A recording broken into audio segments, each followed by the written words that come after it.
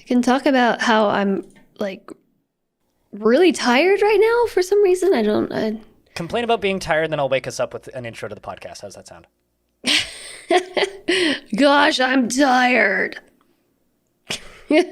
Hello, everybody, and welcome to another episode of the Halcyon Frequency podcast, airing March 13th. This is episode 9.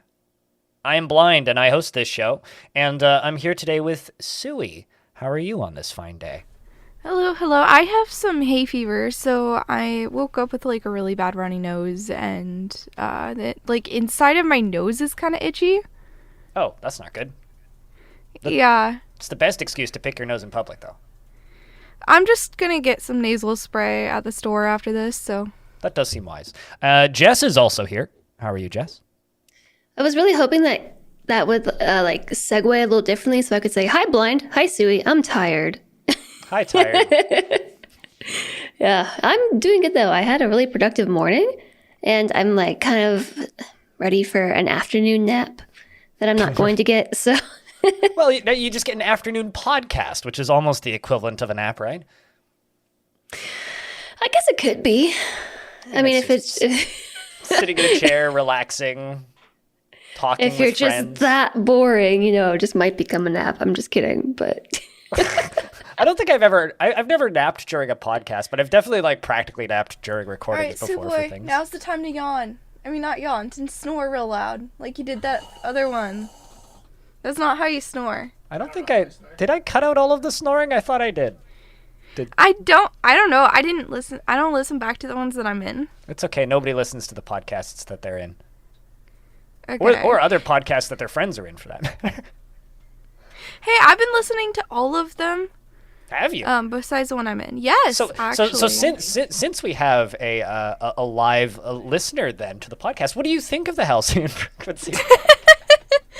I've been enjoying it. It's been very nice to listen to while working on some trailer renovations. Would you recommend it to a friend?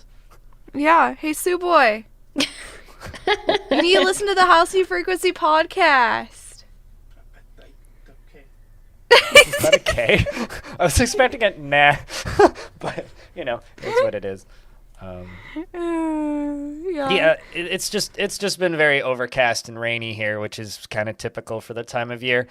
Combine that with just general stresses from the outside world, I've just been a very much a kind of a ball of I want to strap powerful jets to my ankles and fly into space right about now. It's What's rain? What's rain? So it's when moisture, which you probably also have never heard of, evaporates due to heat, which you definitely have heard of, goes up into the sky and becomes those fluffy white things up there that we call clouds. Unfortunately, I don't see any fluffy white things. It's all just blue. Yes, because you need moisture in the ground to evaporate before you can get clouds. Unfortunately, due to climate change, fluffy white clouds are going to be gone in a couple of years, so keep an eye on them while you can because they're beautiful. Anyway, fluffy white clouds then go up into the sky, and those get attracted to mountains, and then that makes them heavy, and they get even more condensation, and then eventually they go dark, and then they rain, where the water from the condensation going up into the cloud then rains down onto the people below, and we run around outside and go, yay, rain, because it's what actually, keeps the planet alive. Yeah. I mean, whenever we get rain, we get a massive puddle right next to our door to get out of the trailer. Unless you're on the planet Mercury, and then it's just raining metal. Ow. Which is kind of awesome. If you think about it. Yeah, but ow. Could you imagine a planet just raining molten metal? I'm good. I mean, me too. I don't need to go there. I just want to see what it looks like. It'd make a cool video game. Like some kind of survival game where whenever it's about to rain, you have to panic and run towards shelter. That just went from real cool to just oh, it's another video game mechanic. Never mind. In my mind, that just went to something completely different because recently I watched a video on what to do if a nuclear bomb were to fall. Weird. And Why would we be watching that right now? Go on. Well, it was unrelated, but then YouTube suggested it to me, and I was like, I am curious to know what you should do if that were to happen. So anyways, You hope you're not in the fallout zone. That's what you do. Well, there's kind of like a few things. I'm not going to go into it, but after the bomb goes off, it hits the ground, it shoots up a bunch of radioactive dirt and debris, which comes down as like toxic rain, basically. And so, like after a nuclear explosion, supposedly within like immediately after the 45 minutes, you need to be inside, or else you're going to get poisoning from the poison rain. So that's what that made me think of. Probably in a shelter too, not even like in a house. Oh, yep. You're supposed to be underground with as many layers of concrete or bricks and just all the layers possible. Wood and plaster and stuff are not very effective. I think this is a perfectly good opportunity for me to say, toxic rain, some stay dry and others feel the pain. Toxic rain, a baby born to die before the sin. Toxic rain. Anyway, I'm not going to sing all of Chocolate Rain right now, but for me, literally, it's just like grab my computer and run down to the underground parking lot. Stay there. Well, that and medical stuff. That's what I do in case of nuclear bomb.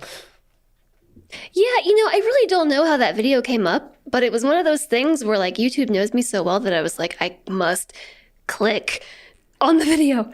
I can tell you a few reasons about why that video probably came up based on current things in the world. Yes, but I can't remember what I was watching. I mean, if it's the video that I'm thinking of, like that video went from like 1 million views to like 15 million views in a few days. So if yeah, it's it the was one I'm probably thinking pushed to of. me for that reason exactly. Yeah, it was probably just trending. And that's kind of how YouTube pushes like random stuff to you like that. It's like if it's trending, if like a lot of people are watching it at the time, then it just kind of like rockets up to the front and then it's displayed to everybody and then they're all watching it already. So then everybody else watches it. Yeah, YouTube is actually kind of a dangerous place for me. I don't actually watch a lot of gaming videos, but I do watch a lot of just random stuff, and I just get curious. Like, yes, I do want to know this, and this too, and this too. Dude. Or like, I really like looking at like stories of horrible things people have gone through and just be like, geez, the world's awful, I also really like travel and then like DIY stuff. Oh yeah, me too. Can I just like throw out like the shocking difference between what Suboi just said? It's just like I really like just looking at how other people's lives are awful and then I just gawk at it. But I also like, like homey DIY stuff. Yeah. It's like, what? I don't know. What do you watch on YouTube? I watch a lot of art videos. I watch DIY stuff. Let me Yes. wait, I don't have my YouTube open on this. I watch a account. bunch of dudes in their 40s who collect records talk about records. Those are great videos. I like to watch a lot of stuff being made. Like, so not like how it's made, but people making armor and stuff and cosplay and all this sorts of stuff. I also really like to watch videos like, why does it work this way? Like last night, I watched a video on how braces work. Yes, I literally watched an orthodontist, like a 10-minute video intended for, I assume, educational purposes, like fix braces on fake teeth. I really like a YouTube channel called Lopop and another one called Starsty Car that just do very, very, very detailed overviews and demos of synthesizers. Like the driest, like no content entertainment whatsoever. Like just this dial does this and it makes this sound. Combined with this, you turn this and it makes this sound. You combine that into this and then it makes this sound. And then we have this feature over here where these dials add this filter onto this. And it's like they're like 55 to like 2 hour long videos of just very granularly going through very fancy and expensive synthesizers. Love those videos. Fantastic. Could watch them all day. I'm opening my window, so there might be squeaking. I mean, the world's not going to end if there's squeaking. Says you. I have a feeling I probably watch more gaming stuff than either of you. I don't know why. I don't actually watch gaming stuff at all. Like, I used to a little bit, a tiny bit. And I just don't anymore, because to me, that's work, Yeah, I don't know. It's my life for me. I used to watch it a lot more when I had a normie job, but now that I just do it all the time, I just watch the most random stuff, and then I keep getting clickbaited, and then I just get more weird stuff pushed to me, and then I'm like, yes, I'm curious. I must know the answer to this. I feel that. I really like watching gardening videos. That's a non-gaming thing that I watch. I follow a couple of YouTube channels that either do like homesteading stuff or just plain gardening stuff, which are fun. I really enjoy those. I bet I would like that too. A good one that I recommend is just called Home Gardens. It's just like this British guy who has long hair and a beard and a day job, and he's just like, this is what I'm doing in my backyard, and these are all the plants that you can plant at this time of year that'll grow anywhere, and stuff like that. It's good, good stuff. Gardening stuff is kind of ruined to me, honestly, because my dad was too big on gardening when I was growing up, so it was like I was just overwhelmed by it. That's a damn shame. Same with flowers. My dad was a competitive flower shower. Okay, well that makes sense. You screw flowers. Like no reason to grow flowers. Pointless. Waste of time. Yeah. Grow edible flowers. I mean, they're pretty, but like I'm just so sick of them. Yeah, but there's like, okay, green onions as an example. Great for pollinators. Bees love them, and you get an onion out of it. They flower though. Yes, but that's not planting flowers. That's planting an onion. You're getting an onion out of that. Also, the flowers are edible. You can eat the flowers. You know, I really want to like go pick dandelions and eat dandelions because apparently they're pretty good. Dandelion leaves, yes. The flowers, not so much. Dandelion leaves, you can pick the leaves and you can boil them. Also, blackberries, if there's blackberries where you're at, you can pick the blackberry leaves and dry them and make them into tea. Yeah, you just gotta be really careful to make sure that people aren't spraying there because people will. Them. That's why you wash them. You put them into a washer and you wash them. You wash everything. Yeah, just put in your dishwasher. No.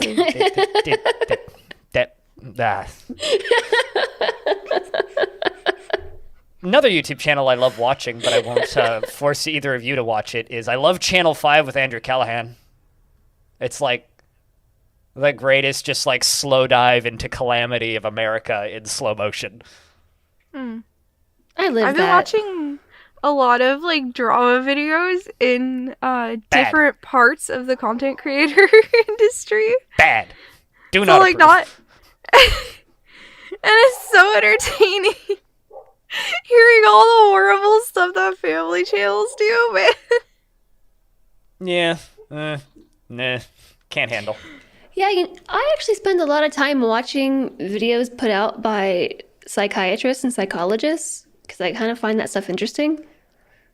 So you mean like Healthy Gamer GG type stuff, or like more general? No, like literal just psychologists and psychiatrists who have a YouTube channel and like to talk about just general mental health stuff. And they just put out short videos on either topics or, well, I guess every video is a topic. But they put out short videos either on like a condition or like phenomenon that people go through. And so I like that stuff too. I really watch a lot. I have an eclectic mix. I do too. Honestly, I think everyone probably does. Yeah, I feel like, because like the things that I'm not mentioning are like the 24 like gaming channels I watch on a frequent basis. It's like, I really like No Clip Video. They put out a documentary once every 2 months about video games, and it's like usually like an hour-long feature film. I love Mandalore. I think he does great work. I watch Jesse Cox. His 5-minute gaming news, actually, for Jesse Cox has been really, really good as of late, oddly enough. True crime. Sorry. I listen to true crime podcasts. I don't watch true crime on YouTube.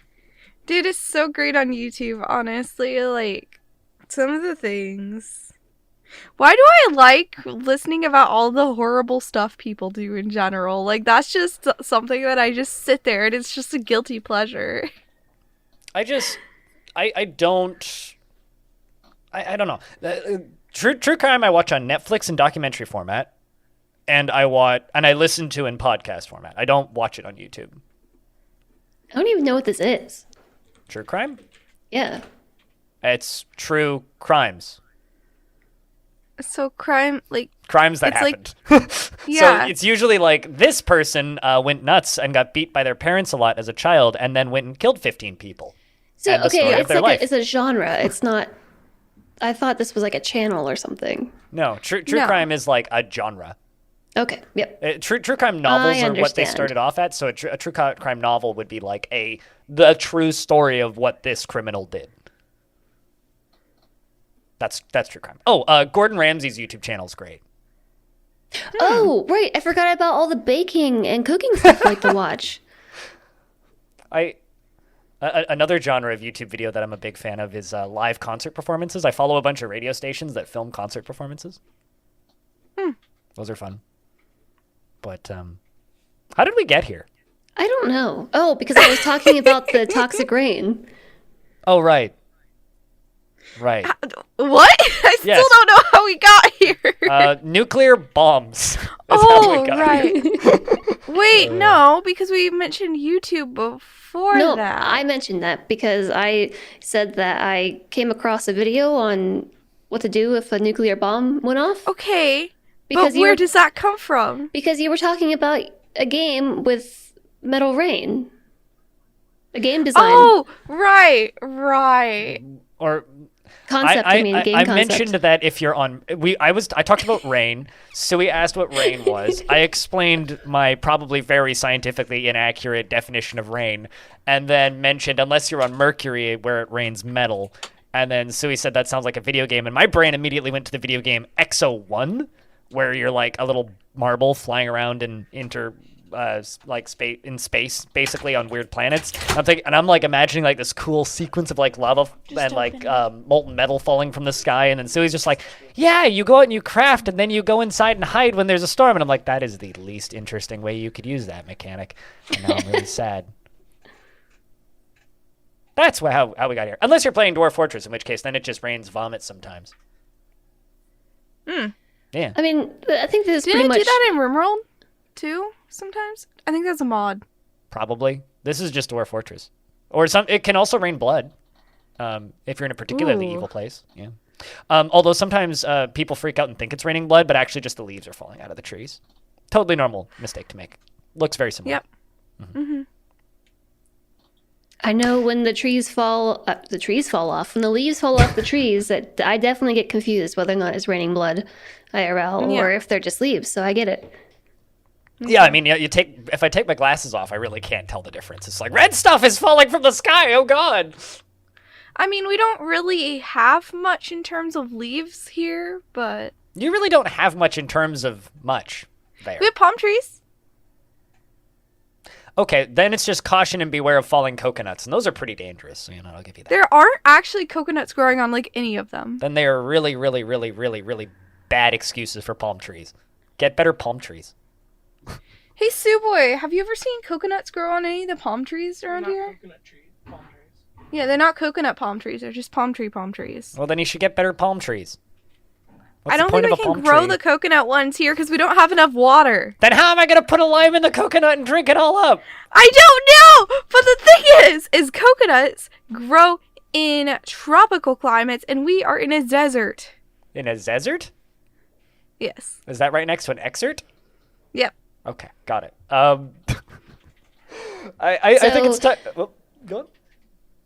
You said so. I was going going to to take us to continue a the break. conversation, and you were wanna- probably going to say that we need to move on, right? I was going to send us to a break, but what did you have something you wanted to say? Yeah, I was going to be like, so if we're talking about like scientifically inaccurate definitions, are you in a desert or in an arid shrubland? I would say it's more of an arid shrubland than a desert. Or an arid desert. Wait, what's the difference? Hold on. There's. Never mind. Okay, all right. On that lovely anecdote, I think it's time for us to go to a quick break here, and then when we come back, I'll tell you the difference between a desert and an arid shrubland. to be continued. We'll see you after the break. So instead of a advertisement for another stream, you get me saying editor's note here. I apologize for the audio quality of the remainder of this podcast.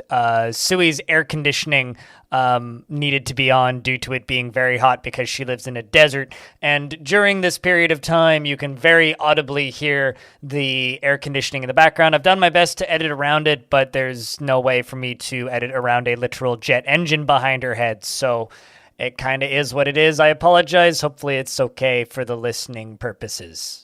We'll try and do better in the next one. Hello, everybody, and welcome back to this here Halcyon Frequency podcast for March 13th, 2022. I'm Blind, and I'm hosting, and I'm here with Suboi and Jess, and Jess is about to give us a small class on deserts and arid shrublands. Jess? Okay, well, I did a very, very, very small amount of research and have determined that they are kind of the same thing because a semi-arid desert is not the same. Wait. Well, basically, a semi-arid shrubland is a type of desert, so... ... from my research. But there's 5 different types of deserts. Major types what of are deserts. they? 5 major types. Hold on, wait. I don't know. I have like From 5 my knowledge tabs of Dwarf open. Fortress, there is black sand deserts, white sand deserts, red sand deserts, and arid shrublands in Dwarf Fortress anyway, which is absolutely an accurate representation of real life, right? Right? I don't know. I haven't been outside in a while, okay? And we're supposed to talk about video games in this section of the podcast, so I'm trying here. But... Well, okay. Well, I'll say I was wrong. It's 4 categories of desert: hot and dry, semi-arid, coastal, and cold, according to National Geographic. But according to another source, which is, I don't know. I'm too far down on the webpage. There's a subtropical desert, a mid-latitude desert, a polar desert, a coastal desert, an interior desert, a rain shadow desert, a monsoon desert. That does not sound like a desert.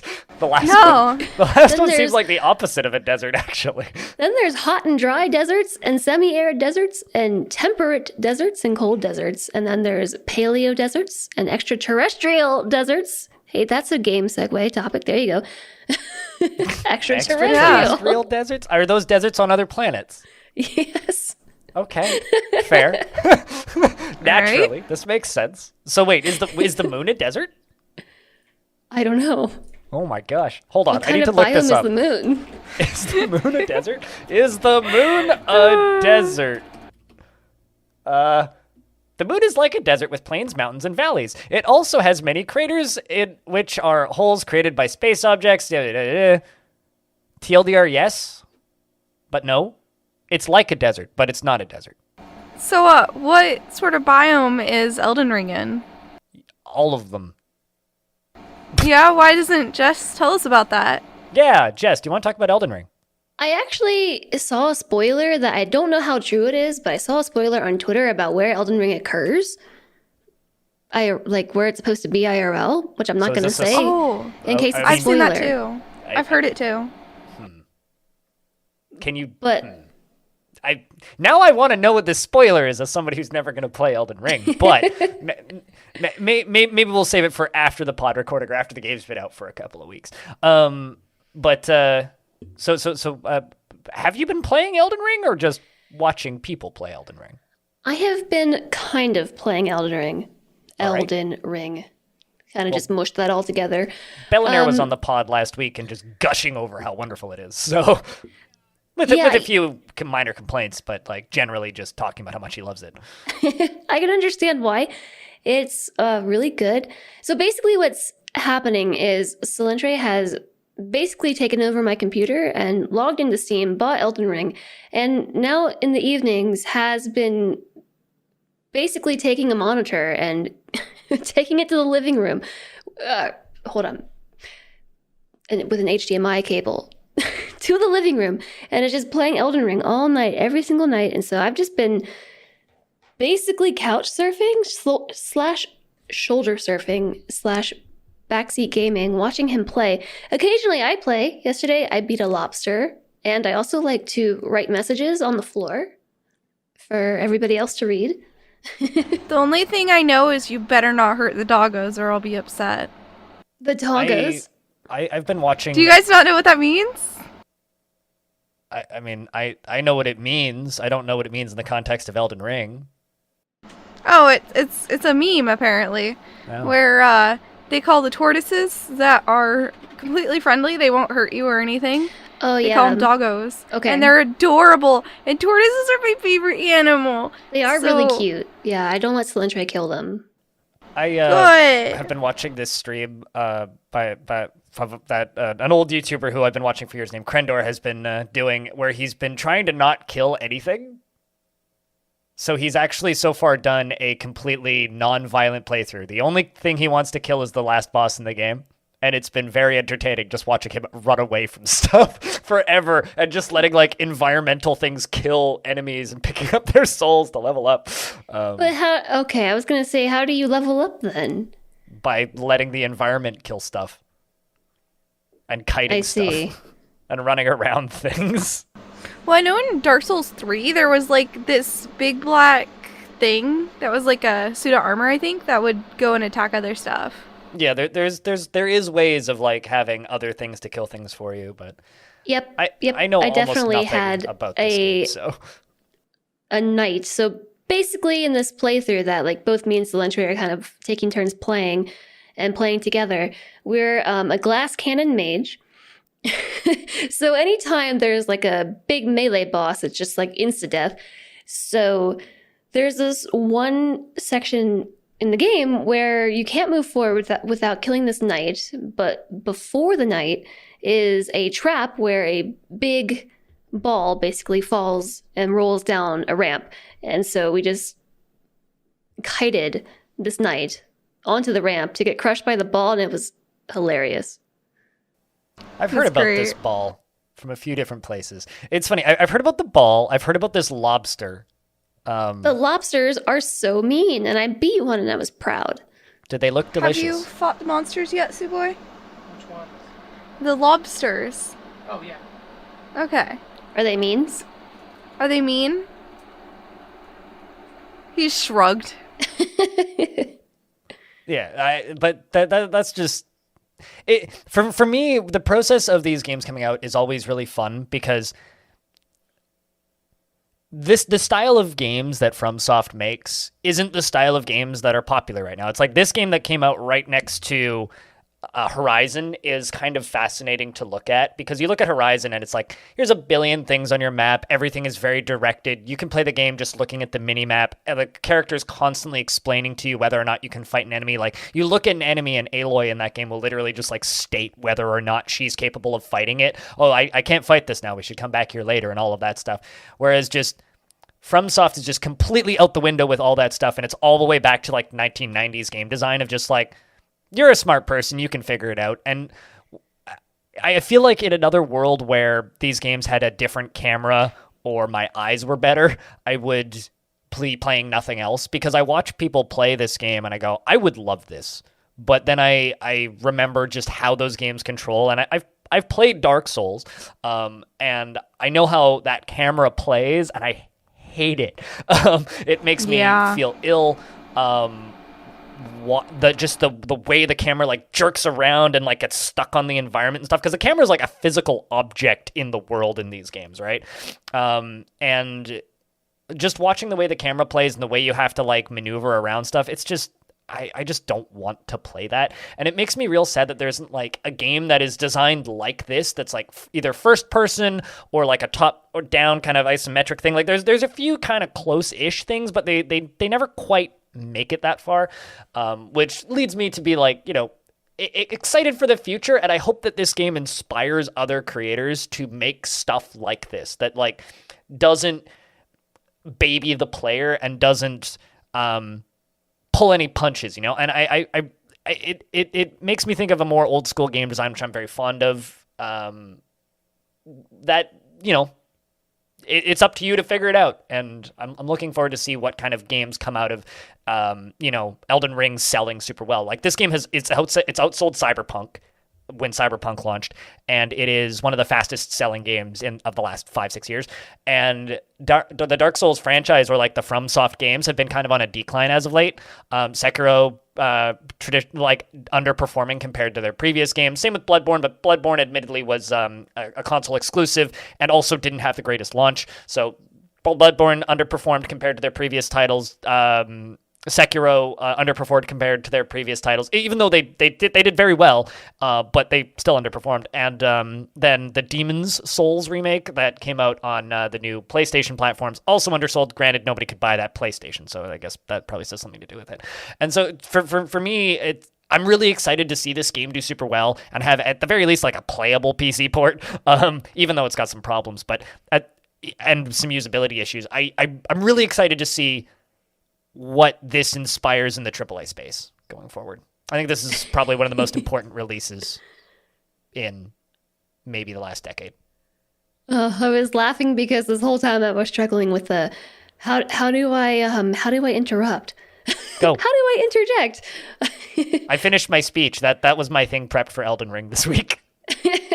I wanted to talk about what you talked about at the very beginning of the speech, which was the world design with Elden Ring. I was actually talking about this with Solentre last night, how I'm just loving it. Like, I haven't sat down and wanted to take an open world game and explore every corner of it in such a long time, like since maybe Dragon Age, and even that one was super linear and stuff. So like it's like Dragon Age 1 Origins? Yeah, I feel like that was open world-ish, right? It was open, yeah. So like I just haven't wanted to any game that's open world. If I see open world, I'm like, oh, I don't know, because I'm just so tired of the. Sorry, I sneezed. I'm so tired of the. Here's a quest. Go here, meet this person, get the thing, run back, go here, do this. Oh, you can't attack that yet. Like exactly what you mentioned. But with this one, first off, the world feels very organic. And you get rewarded for exploring, and like if you can't do it, you'll find out. And it's just that like the adventure is in the exploration, which is very different from Dark Souls, where it was all super linear and like there was some branching that you could do. But I just think that they did such a good job of taking the experience of Dark Souls and just moving it into an open world and not having it feel like an open world map grind. It's really pretty too. I've seen like a little bit of it here and there. And the world has a great sense of scale and making everything look massive. Yeah, it's so well done. I am very impressed. And every night I'm like, okay, it's Elden Ring time. Turn off my computer now so we can play Elden Ring. Well, I mean, like, I have to stop working now so we can play Elden Ring together. I mean, seems like a good way to do things. Yeah, apologies for that huge speech there, but like the thing that like I'm just the most passionate about in games is I and this goes for AAA games especially. I can't stand games that are just like, all right, 7 hours in and you're still getting tutorials. I can't handle that. I hate that, and it's the reason I don't play the majority of AAA games or even big budget releases, because they're either A, super handholdly, or B, are just like treating me like I'm some sort of idiot. And I will never enjoy that. One of the games that I've gotten some of the most enjoyment out of in the past like decade, I guess, is Caves of Cud, which hearing people talk about Elden Ring is exactly how I feel about Caves of Cud. Granted, Caves of Cud is like an practically ASCII like roguelike, but it's the way I hear people talking about discovery and finding things and learning about weird things in and finding new bosses and like people realizing how big Elden Ring is, it just reminds me of Caves of Cud every single time. Oh yeah, I mean when you first load up the game, so the map is just like into like grid sections from what I can tell. Like I don't know how big it is in total because we haven't finished exploring. But like when we first opened up the game, it was just the map, and we're like, okay, I mean, this is a game, all right, it's not huge. But then as you continue to explore it, like begins to uncover more map for you, and then adds it to it and scales the map that you've already discovered down. And so as you continue to move throughout the world, your map just grows increasingly bigger and bigger. And what I really liked about that was, as a player coming in who had no idea what to expect, like I had knowledge of the world that I knew, and I don't know what's beyond the borders of the world that I know. And then you figure it out, and then it gets added to your map, and your world grows just like, in a real experience, your understanding of the world will continue to grow. And it's just so well done. Yeah, it's good. It's good. Yeah, I actually forget what I was originally talking about there. World scale exploring open worlds. What am I missing? Getting completely obliterated by giant lobsters. I mean, Hey, Blind, how does the world work in Odd Realm? in Odd Realm. Yeah, I I know you've been is playing that. Is that a segue? Is that a we've been talking about Elden Ring too long? No, I'm not zoning out. I mean, all right. I mean, I could talk about Odd Realm now if you want. I was going to move to Soul Ash first because that's maybe a little bit more of an analog to this. But Odd Realm just got a very large patch. I can talk about this in about 5 minutes. Odd Realm just got a very, very, very, very, very large patch. Odd Realm is a game that is inspired by Dwarf Fortress, but the way that I describe Odd Realm to people who haven't played it or Dwarf Fortress is you've both heard of Minecraft, right? No, what's Minecraft?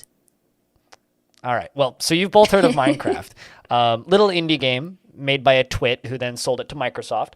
And very, very popular indie game, very popular survival crafty game. Now, there's a game like it that tends to get a lot of comparisons to it, even though they're very, very, very, very, very different games, called Terraria. Have you heard of Terraria, another little indie game? Okay, well, one maybe. Well, that's an improvement here. So like this, if Dwarf Fortress was Minecraft in this discussion, Terraria would be Odd Realm. So Odd Realm is a top-down base builder simulator town builder thingy where you can have up to 100 little meeples. I call them meeples. I don't actually know what they're called.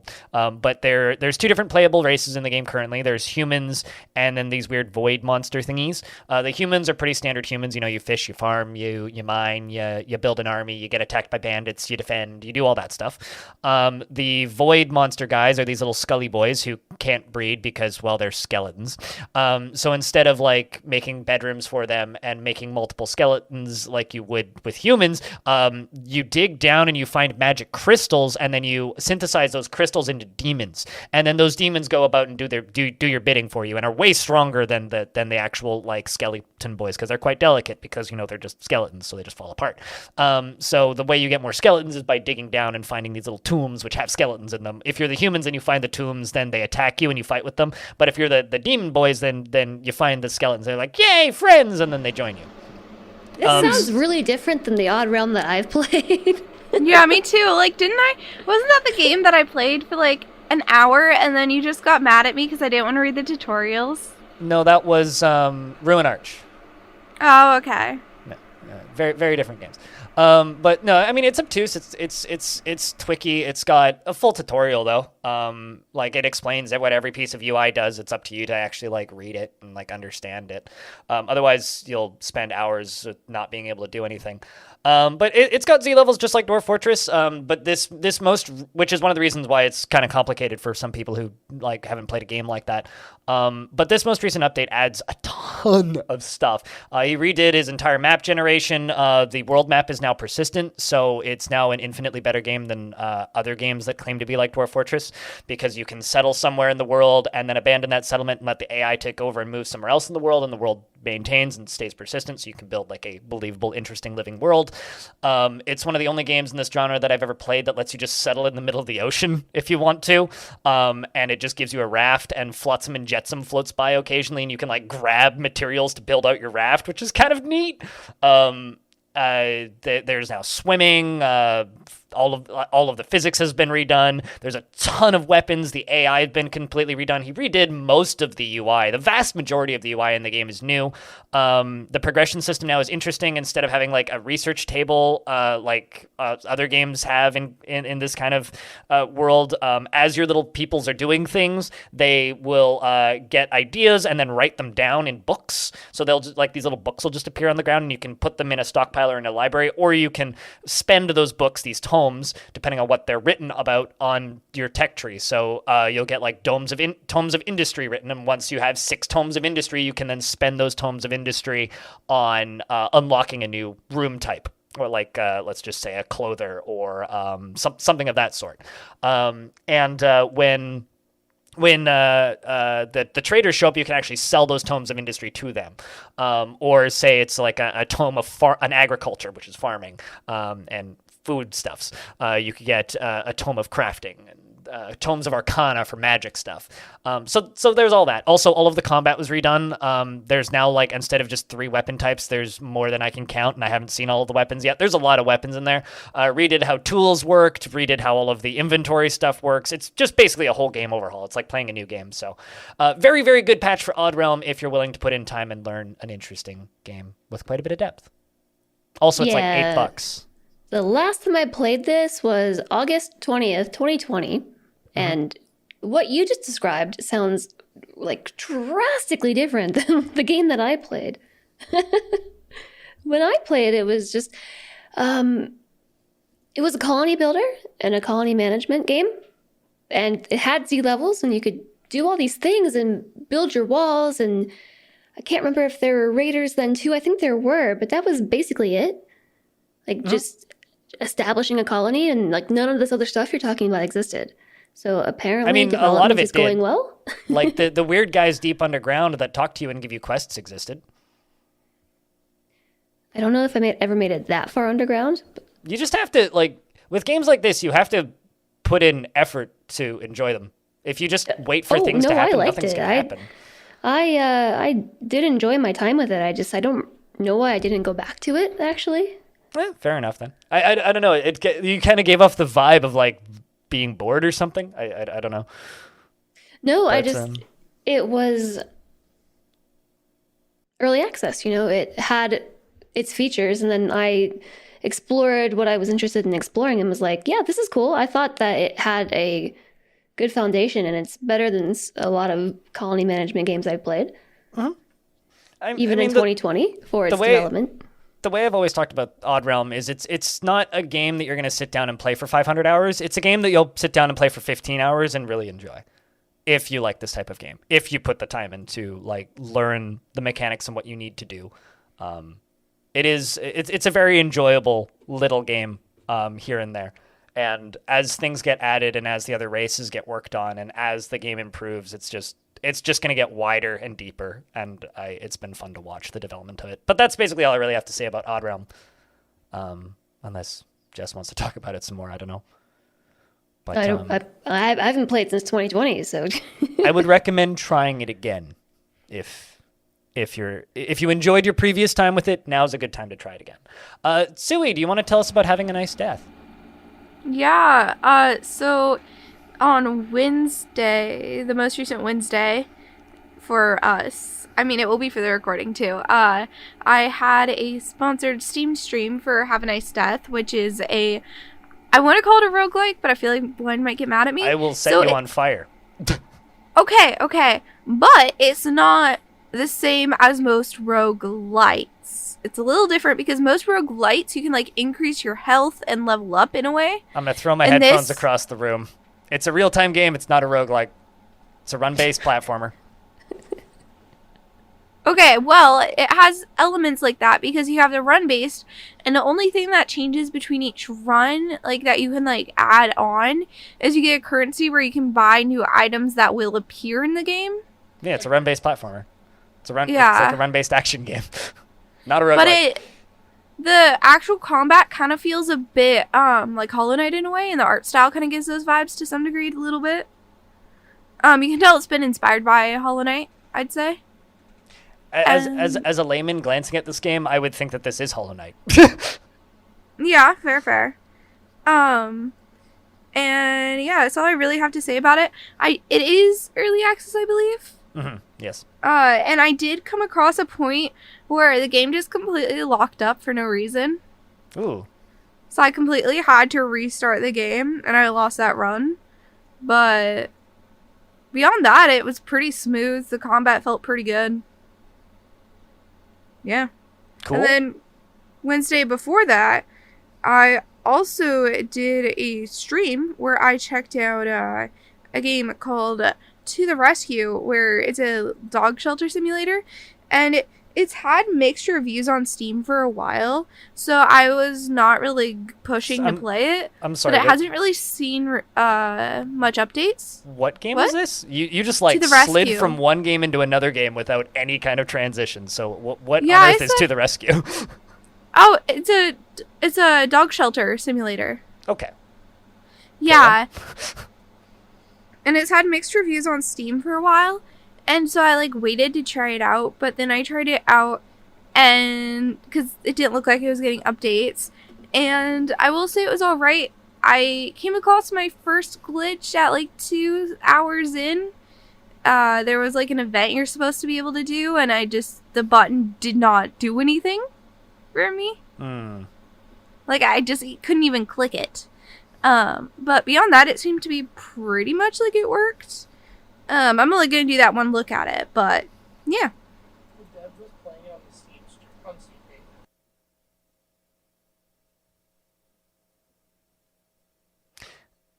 Is Suboi talking to you, or is that just him in the background? Okay, I'm gonna edit that out. Okay, what I was gonna say is I played the demo for this for a Next Fest, one of the Next Fests, and it was really stressful. Yeah, the actual game's a lot better. I played it during the Next Fest, and I felt like I didn't have enough time to do anything, and it's still that way a little bit in the main game, but it's better. Okay. I think it would really benefit by like being able to hire someone who does like the actual care for the dogs while you're running the shelter or something. Or give us more time in the day, make time tick by slower. Yeah, I just remember the demo. I was just unable to do everything I was supposed to do. And it just it was like the Stardew Valley effect. Like, there's not enough time in the day. I'm stressed. And yeah. By the end of the demo, I was like, my heart was racing. Oh. Yeah, so it was alright, but nothing like amazing, you know? Like, I really, really wish it was better because the concept's amazing. It like looks so good, but they needed more development time and it just hasn't been put in. I don't want to be mean, but To the Rescue to me just kind of looks cheap and not in a good way. I think it's really cute. It has that look of just looking like emojis to me, and that's not ever going to be a positive art style. But I bumped my mic, sorry. that's all good. So I think so once again, that was Has a Nice Death. Have a Nice Death, the little run-based action game, and To the Rescue, dog management thingy. And I'm going to take over here with the other new game that I played this week, because I played more than one game this week. It's wild. I played Soul Ash.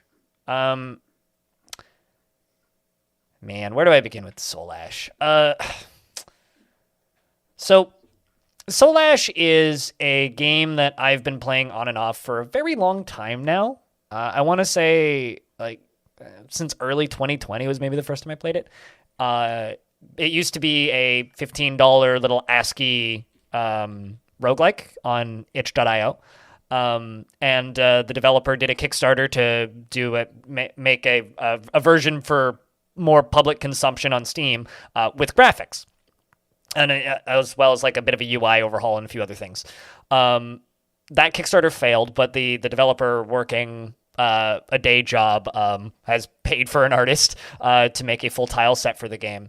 And that has now released on Steam at the same price point. So this is good. It's a good thing for the game, and it is an improvement on the game because like graphics help a wider audience consume a more niche title like Soul Ash. But my problem is none of my criticisms from back when it was an ASCII game have been addressed. A lot of the mechanics of the game are largely identical to the way it was in its earlier versions on itch. And I think that that's a shame because Soul Ash in practice is a rather frustrating and kind of grindy game with pretty samey environments, where with a few changes, I think that this game could legitimately be wonderful. My first main issue is it kind of has the leveling problem that any roguelike that launches you with one ability and a relatively slow time to level up suffers from, where the early game is pretty boring because you only have one ability. So this is like your normal bump attack. You walk up next to an enemy. It is a turn-based, top-down, ASCII styled, in this case sprite-based, roguelike, so you're moving in multiple directions, kiting around. You have your bump attack, so you can bump into an enemy sprite to do damage to them with whatever melee weapon you have equipped, but you also have spells or activatable abilities depending on your class. The game has a whole bunch of different races and classes, including everything from like dwarves and goblins and humans to genies, and demons and weird rock people. You can be basically anything. It's a pretty cool game with a whole bunch of different subclasses for each one that changes how everything plays, and they all have unique stats and attributes, which is really neat. But the problem is because it starts you off with one ability, you are very limited in the early game, which theoretically is fine because the whole pitch of the game is that you're an elder god that has been reincarnated into the soul of whatever creature you're playing, and you are trying to kill God to become an elder god once again instead of being banished to whatever realm you were in previously, which is kind of the conceit for the game's permadeath and why you always start with nothing, because you're in a new mortal body and your character is just getting progressively more pissed off. But the issue with this is because you start with so little, the first few levels are really boring, and these can last quite a while. Like I was like level 1 for about 20 minutes in one run because I couldn't find anything that I could fight. The progression of the game is finding towns and things that you can utterly obliterate without dying, and then you level up, and then you go obliterate the next town. And if you stay in one place for too long, adventurers will be sent out in air quotes to come kill you. They're really high level characters, so you can't really hang around a place too long. You have to be constantly moving from town to town. The problem is this game has no built-in escapes. There is no fun way of evading an enemy that you can't fight yet. As an example, I spent 15 minutes running away from a bear, which apparently passed across half of the map following me. An example of some ways that other games have inputted escapes to make running away from high-level enemies fun. Caves of Cud has a number of different abilities that allow you to teleport or get out of an area. It also has a built-in sprint button, so regardless of what class and what your stats are, you have a sprint button which gives you a huge speed boost for a short number of turns, which lets you evade most enemies. It has quite a long cooldown, but like it is a way of evasion that is fun instead of tedious and annoying. It would be kind of like trying to play Elden Ring without a dodge roll or the horse. It's because of this, the early levels become very tedious. Once you get past those early levels, the game gets quite fun and engaging. You end up with a lot of abilities. The combat becomes very varied. You eventually obtain escapes, but the game is sorely lacking in an escape. That is my first major criticism of Soul Ash. And then the second one is highlighted by the fact that the most popular mod on the Steam Workshop for the game right now just removes durability on weapons, because all weapons have durability and they break really quickly. You get into a melee fight especially in the early game. Once you get once you start crafting weapons, because there is a crafting system in the game, once you start crafting the higher tier weapons, they break slower. But the early game weapons, like you pick up a sword from an enemy that you just fought with, and their sword's already half broken. You fight with 2 more enemies and your sword's gone. It's a little silly. So I think the combination of the weapon durability, especially in the early game, the slowness of the early game, and the lack of real escapes in the early game completely ruins the game for me. And I really, really hope that either some form of built-in escape is added to the game, or alternatively, modders, because the game is extremely moddable, put in some sort of default, like level 1 ability, like a dash or a sprint or something to make that process of evading enemies in the early game possible in some cases, let alone fun, right? Because like if you get caught by a archer or a wizard with some powerful spell in the early game, you're just dead. There's absolutely nothing you can do. And that is not ever going to be a fun gameplay loop, especially in a game that requires like 2 hours of grinding to get the fun spells. So to me, that game's a bit of a shame. And there is a good game in there. It's just frustrating. So that's my Soul Ash rant. It was very ranty. Yes. Jess, do you want to talk about Total Warhammer or CK3? You kind of have those that you both down in like brackets and notes that you didn't play much, but they're there. Or at least Total Warhammer you didn't play much, but you did, and CK3? Yeah, so CK3 has a ... because I am playing lots of it. I wasn't sure what the ... meant. It meant that, oh gosh, I'm still playing this game, ... Yeah, I mean, I tried Total War Warhammer 3 and I don't know. I think I have to try again. I was in a bad mood that day, and I did not like the tutorial, like the prologue that new players are recommended to go through. I just really dislike that style of tutorial that it was trying to force me through, and I just didn't have a very good time with it. And so I decided I will come back to this on another day when I can maybe look at it with some fresh eyes. So that's why I said I don't really have much to say on it, except I didn't like it. But I also didn't really try it that hard. But yeah, I've still just been playing a lot of CK3, and actually there was some big CK3 news. As far as there's been a big update that came out where they've addressed one of the major complaints with Royal Court, which is the latest DLC, where tribal rulers were unable to experience the Royal Court. And so a lot of people were complaining about this because you didn't unlock the Royal Court until you became feudal, which in the run that I'm playing, I only just became feudal, like 5 or 6 rulers in. And of course, the day after I finally achieved it, this update came out. So now as a tribal ruler, you can actually have a Royal Court that plays slightly differently. I won't go into it because it probably won't make any sense. But yeah, I've really, really been enjoying it. I still have liked the DLC. To be fair, I got the DLC. I didn't have to pay for it. I received it in the initial copy that I picked up. So I have really, really, really been enjoying the culture blending that you can do that comes with Royal Court. It makes the world feel a little bit more interwoven with one another. And a lot of the events that have come with the DLC just make things feel a little bit more alive.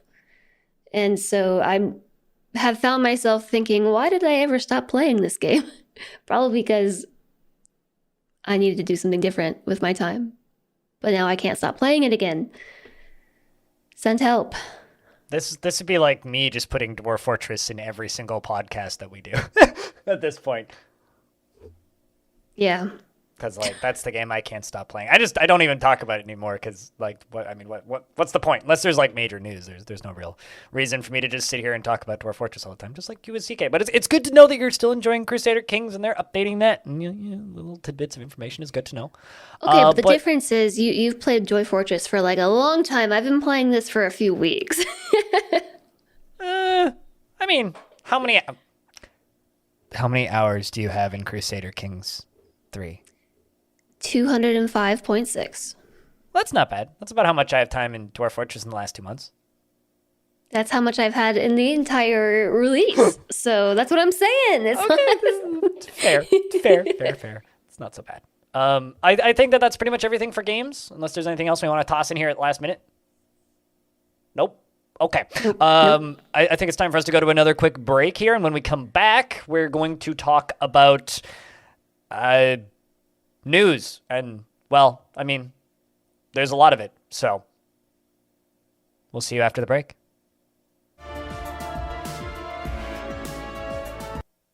Hello, everybody, and welcome back to the Halcyon Frequency podcast for, what day is it today? I forgot. The March 13th, 2022. This is the news segment where we're going to be talking about a few things in the news about games and other things that we care about or try to care about. This first thing on the list here is taken by Suboi. It's about Final Fantasy thingy. Yep, every time I'm in this podcast, we got something Final Fantasy related. I'm sorry. Well, it's you and Bell. I'm sorry. You and Bell are the Final Fantasy fiends. I'm more of a Final Fantasy fiend than anyone else on the team. I'm just saying, I'm the one who goes harder on it, okay? So, anyway. So, in the most recent update, which was a few days ago, Final Fantasy added Steam verification for Steam-based players. So if you bought Final Fantasy XIV on Steam, then you have to go through an extra loop of security just to make sure that, there's more security. Because there's been a lot of bots and whatnot. So they want to crack down on that to the best ability. It's also going to make it harder for different accounts to be hacked as well. Because there's been a lot of hacking going on. Yeah, that's really nice. There has been some problems apparently with certain Steam users being unable to log in because of it, But nobody in my friend group, and almost all of us log in via Steam, have had that issue. So Are you saying like you can just log in with your Steam account now instead of their account? no, you still have to log in through theirs. So it connects to your Steam though. So it verifies that your Steam account is you and it's connected. Oh, this is But like you why still I'm- have to log in. Okay, yeah, I understand what you're saying now. Yeah. It's to stop bots from being able to log into your account. Yeah, and to stop 'Cause people what- from smurfing, right? I don't know if it's for smurfing because you can still make an account like through their launcher. Yeah, but you're still making You multiple just- accounts within the same account, so they know that they're all connected to the same person. Yes. Well, there's a separate launcher. You can get the standalone launcher if you want. Yeah. But for people who are on Steam, now it's going to be that much harder for...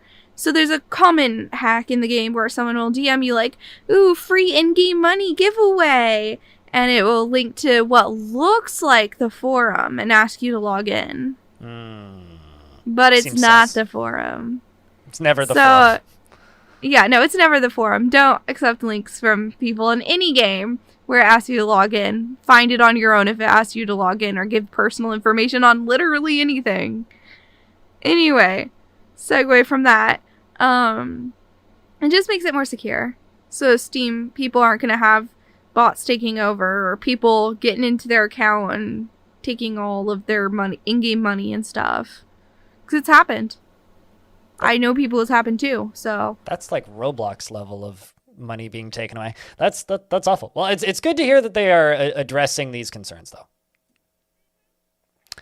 though. The next thing we have on this list is itch.io's bundle for Ukraine. So for those of you somehow living under a very large rock, there's a very large conflict going on in the world right now. And currently, as of recording, itch.io has a bundle with 6 days and 8 hours and 52 minutes left, which means by the time it goes up, it'll be about 4 days.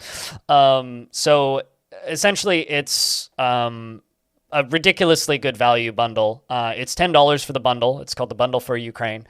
And it comes with 573 digital games, 317 physical or printable games, 51 asset packs most of them are like Sprite asset packs, 8 soundtracks, or 9 soundtracks, 8 tools, 10 comics, 22 books, and some miscellaneous things. And it's just a huge bundle. It's a minimum $10 minimum donation to charity, and that you just gain access to all of these games. Because it's on itch.io, it's all DRM free. This doesn't hook up to your Steam account or anything, so you're not going to like maintain or have constant access to these games through your Steam account or anything, but if it hooks up to your itch.io account, so if you have the itch.io launcher, which you can get by going to itch.io/app, there are that you can hook all these games in there and download it through a library and a download manager, just like Steam, and play all the games that way. There's a couple games here that we have noted down that we want to recommend that you try if you do pick up this bundle. Granted, like this isn't even going to scratch the surface of how many hidden gems are in here. Like I'm still noticing games that I didn't realize were in here initially every time I scroll down. But one of the first games that is easily recommended is, so he's noted down, Cook Serve Delicious 2, I think. Yeah, so the Cook Serve Delicious series has 3 games. 2 is honestly probably my favorite one of them. And it's just a really chaotic, fun, kind of arcadey game where you cook food. And it's super fun. Then the next game I have on there, I'll just go through the ones I have, is Super Hexagon, which is another arcade game that's really, really hard. And I believe, I'm trying to remember for sure, it's like a survive for a set amount of time, and it gets harder and harder. Absolute and banger it's a good of a soundtrack. It's a really good like 3 a.m. game. You know, like you're half awake and you're just trying it. I don't know why. I love it as a 3 a.m. I go the I'm so opposite tired, direction. I feel high type game. I go the opposite direction. That's like a game that I can only play in the morning when I'm like the most alert. Otherwise, I just get mad at it immediately and also fail horribly. Oh, I feel horribly. Don't think I don't. But True. It's just a fun game to play when you're loopy as heck from being tired, because you just play it and you're just sitting there laughing at yourself. It just makes it worse, and it's great. Soundtrack for that game's incredible. Next game on here is Yeah. Super Hot, though, which is probably worth the price of admission on this whole bundle if I had to say anything. Oh yeah, definitely. It's so good. Super Hot's like the best 2-hour long game you'll ever play. It's so short, but it's so good. I was sad the sequel they made wasn't nearly as good, honestly. But the run-based thing? No, there was another thing. Because there was Super Hot, there was Super Hot something alt delete, and then something delete repeat, because that was the run-based one. And then there's also Super Hot VR. I played Super Hot Mind Control Delete, and I was just disappointed. Like, I wanted it to be so much better than it was. But... Well, this is the original Super Hot with the story and everything. Yeah. So. No. Sorry, I just got distracted. Anyway. Yeah, apologies. Summer Mara, I think, is your next one? Summer Mara is such a pretty game. I played it when it was in early access. I'm not fully sure. It was a little glitchy back then, so I don't know about now. But it's just a fun little, like, adventure RPG. I like to call it a slice of life RPG. That's the best way I've heard the genre described. It's not an official term or anything. I've seen a slice of life anime once or twice, so yeah, that checks out. Yeah, it's a slice of life RPG is what I like to call it. You know, you're just going through the life of this girl who lives on an island, and you get to go meet people on other islands and craft stuff and farm and gather materials. It's solid. Neat. The next game that we have here on this little recommendations list is one from me, which is a very me game. It's called Hack with a Q, H-A-Q-U-E. It's been out for a little bit. It's on Steam. It's on various other platforms as well. But Hack is a pixel art roguelike with some really neat conceits to it. The neat thing about Hack is I describe it as kind of a very easy game. Especially in the roguelike sphere. It's got a very striking art style, which will either immediately turn you off of it or attract you to it. It has various UI options that make the game a little bit less cluttered. But it's a very wordy game. You can play as a sentient mushroom and have a pet dog. I don't want to spoil much to it because it's got a lot of really neat things going on in it. So I won't say too much about it. I'll just say that it's a really neat like starter roguelike if you've never played a traditional roguelike. The next thing we have here on this list is a game that I will never play. It's called Baba Is You. Baba is not me in this situation. My brain doesn't work that way, but Baba Is You is probably one of the best puzzle games to come out in the last decade. So that's in this bundle. I said I didn't play anything in this game and just like completely overlooked this one because I did play this game and it infuriated me. Yeah, that checks out. I know all my programmer friends really like it, and that makes sense to me. I think I pushed it out of my brain. Baba is brain. Baba is not brain anymore. Moving on. Glittermitten Grove is a wholesome little colony builder. Where you run a colony of fairies. That sounds lovely. Mm-hmm. There's definitely nothing else in that game. I don't know what I'm alluding to here, but Glittermitten Grove, good game, recommend it. So like I just have hardly played nothing in this entire bundle, but there are a lot of games in here that are on my list of things to try. It's things like Kingdoms 2 Crowns, Lucifer Within Us, Inmost, and Celeste are all games where I've been like, one day I'll play them, and then here they are in this bundle. And I guess, maybe Cook Serve Delicious too, maybe.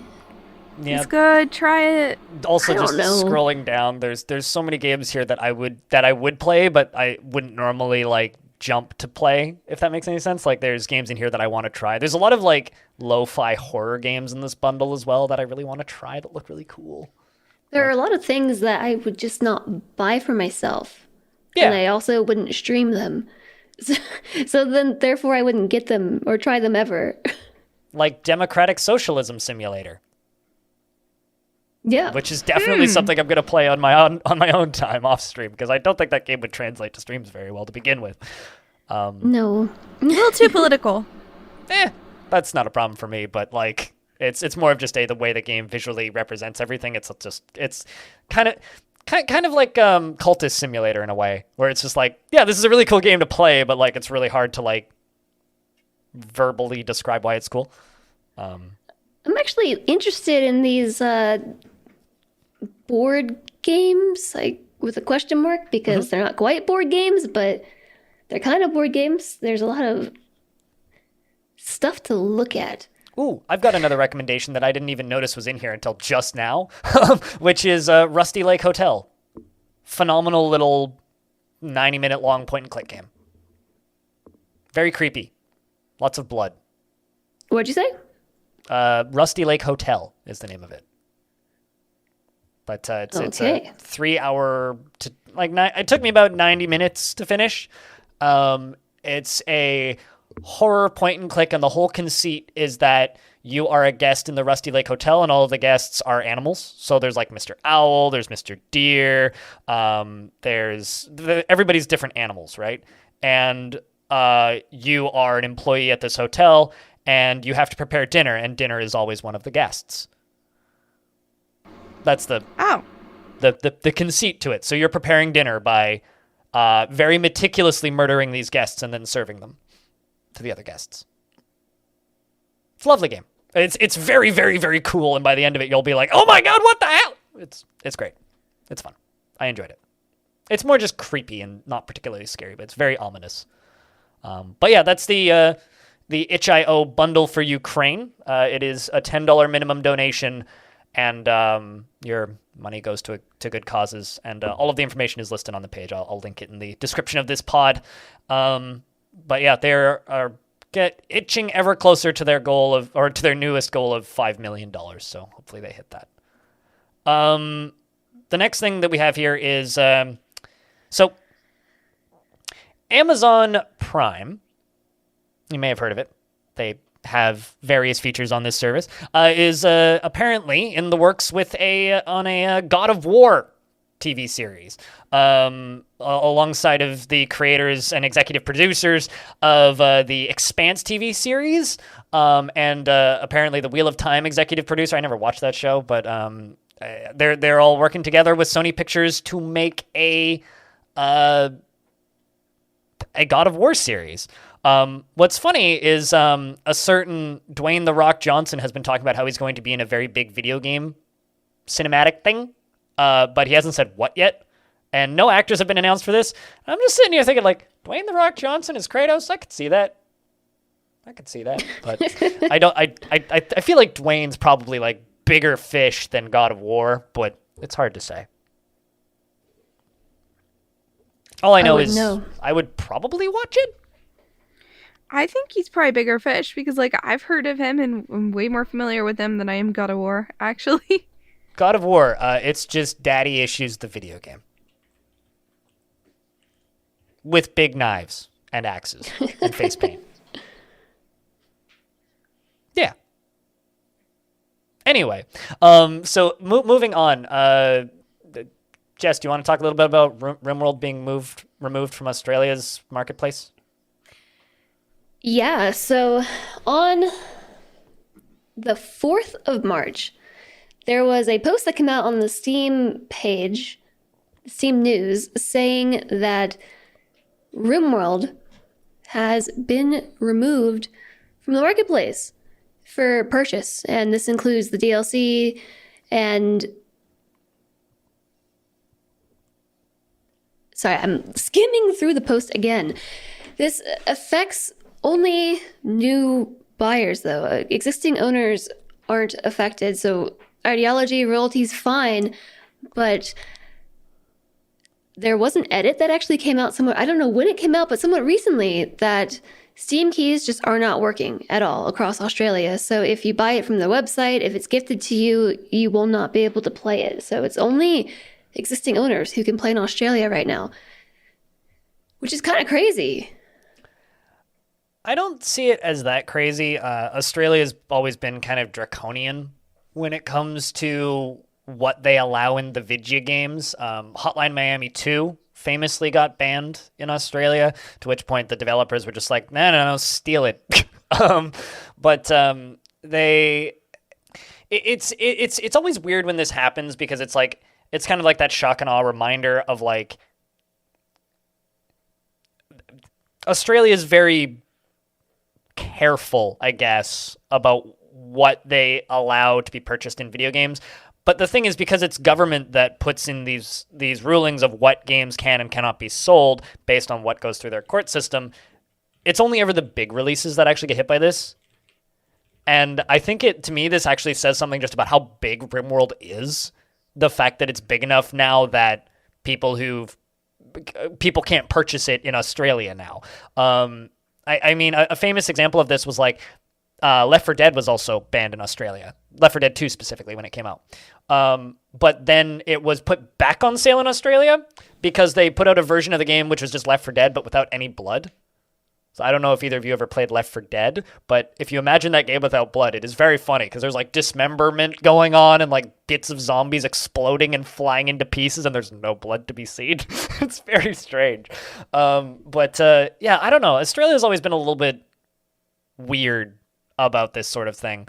Good news is it looks like you can still buy the game from their website directly, which is the non-Steam version. Yeah, I just think it cannot be run in Steam. Yeah, because Steam is the big marketplace. So I don't know. I think maybe this is an excuse for Tynan and team to put the game up on other storefronts, or alternatively, just a reminder that hey, DRM-free games are good. Like games should be available DRM-free. But overall, this actually doesn't surprise me all that much. I've had a couple conversations with people in the behind the scenes regarding Dwarf Fortress stuff. The reason it doesn't surprise me is RimWorld is it fair to say edgy? Well, so the removal isn't about content, right? It's about its classification, as if it has no classification. Refuse classification, I guess. And not so much about the content. But when you...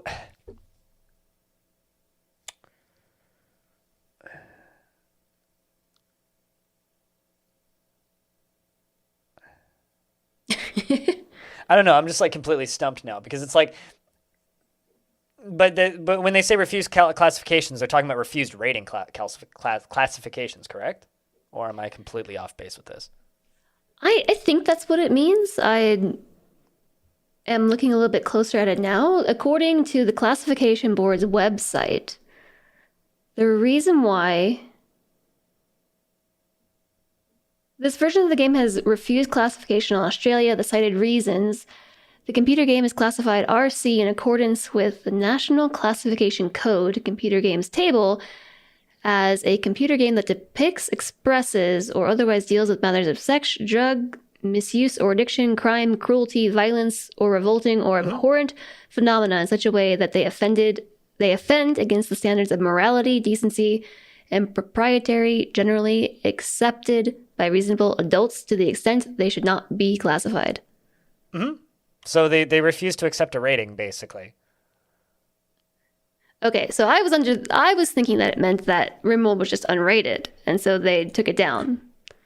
You can have unrated games, but if you're popular enough, you get noticed as being unrated, and then they want you to have a rating. Okay. Right? So RimWorld has hit that point. So I'm not too far off in my not assumption's the wrong word, but in my reading of this, essentially it's like RimWorld is kind of edgy and it revels in it. And I think games that tend to do that are ones that get noticed by ratings boards like this. Just the other example that I had, Hotline Miami, that game is very edgy, right? And it revels in it, right? Like that game has sequences of assault. It has incredible amounts of graphic violence. And because they never rated it, they also got removed. And it's kind of like similar situation here. I mean, they know, like the developers of RimWorld know that it would be a hard M, possibly higher in certain regions if they got it rated, right? Because RimWorld, like I said, is kind of edgy, like a game that lets you murder a whole group of people, keep them as slaves, and then skin half of them and make them into sofas. That's pretty intense, I guess. I see this as they had it coming, kind of. There's some stuff you can do in The Sims, though, that, I mean, to be fair, RimWorld kind of, like, makes it more out there that you can do it. But in The Sims, like, you can kill your Sims. You can make them do horrible things. But I think the difference there is, one, The Sims is rated. It has a rating system, right? It's rated T, I think. And So that's the first thing. Second thing is that's not the way the game is designed to be played, right? The Sims, like, yes, you can lock a Sim in there and let them starve to death. You can leave a baby in a bathroom and let them drown in a bathtub. You can lock somebody in a pool and let them drown. There's lots of things that you've traditionally been able to do in the Sims game, but that's not the intended outcome. That's just an outcome, right? It's just like, in Counter-Strike, you could always let the terrorists win, but that's not the way the game's intended to be played. Whereas RimWorld has these things in it and it revels in them, and it doesn't punish the player for doing so. In fact, in some cases, it encourages the player to do so. But at the same time, though, you can still completely play the game without ever delving into some of these things. Absolutely. I mean, I almost never went into some of the darker themes that the game has just because they make me feel ill. Right? When I played the game a whole lot, I never did any cannibalism stuff, even though Chad always memed about it. And I think that I'm not saying that games shouldn't have these mechanics, right? In fact, I'm not actually in favor of the Australian government doing this. I'm just not surprised in the slightest. And I'm kind of surprised it didn't happen sooner. I think that it's just state of where the world is, I guess, and the Australian government. But... Yeah, I don't know. I guess I do find it surprising because I feel like if you start drawing a line, how many other games are just as bad in their own right? This. Sure, RimWorld has cannibalism and drugs and slavery and whatnot, but then there are plenty of other games that explore the same concepts and plenty of other games that explore mindless or encourage mindless murder and torture of people, like GTA and rocket launchers. Well, Grand Theft Auto is rated, right? It's rated M for mature. It has that rating on the box. Yeah, but so okay, so I guess I'm still and also, confused. In GTA, you can't skin somebody and make them into a sofa. I'm fairly positive that you can do that in another game.